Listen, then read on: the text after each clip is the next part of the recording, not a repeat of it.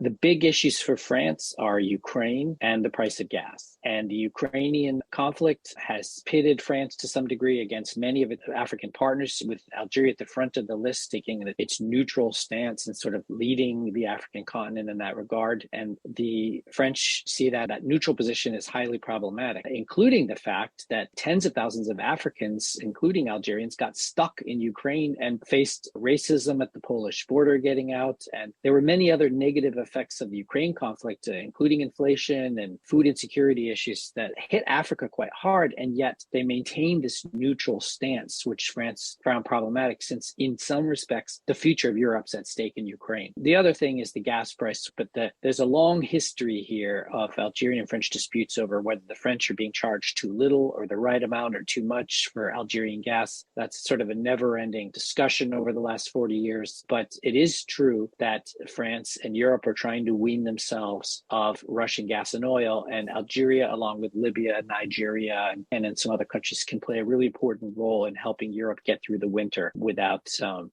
as much Russian gas and oil. In terms of the Algerian interests, I don't think the French are going to go far enough, but what's important is the gesture. So French presidents before Macron and Macron in 2017 and last year made a number of non-apologies and gaffes in talking about the Franco-Algerian history, the history of colonialism and the war, and much more can be done here. I don't think, for domestic political reasons, Macron is going to go for a full apology or full reparations like he needs to, but instead, if he can at least make gestures in the right direction, he can signal that France is going to try in the future to get the history right and then get reparations in order that the Algerians feel they are due, including greater investment. France, most of the investment is public and not private, so Macron does have the power to get French companies to invest in the Algerian context. The biggest problem is that the Algerian domestic law is very unfriendly to foreign investment. So if Algerians want the investment, they're going to have to make adjustments to their investment law and their handling of foreign companies. And if Macron can get Algeria to move in the direction of some reforms, that would help everybody, starting with Algeria.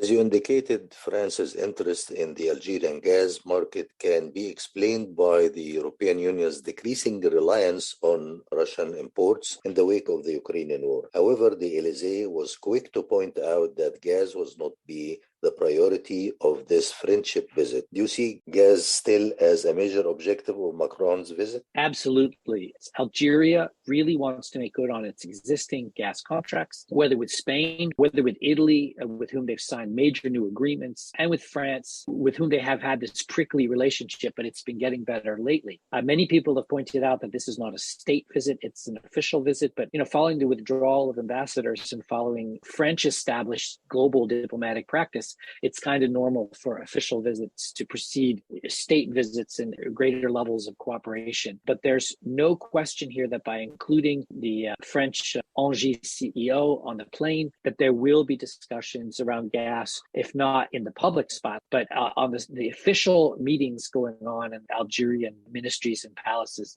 Those will include an energy conversation. And it's vital for Europe, and it's vital for Algeria's reputation. And Algeria is making a lot of money in this context because of the higher energy prices.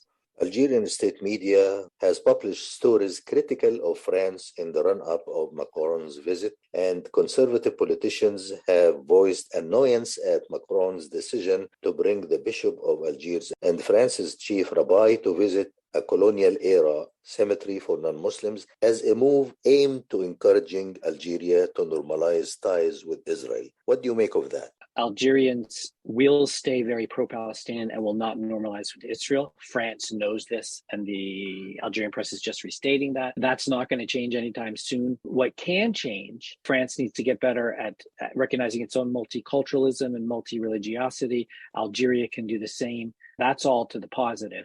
There's not going to be any discussions of normalization anytime soon in Algeria.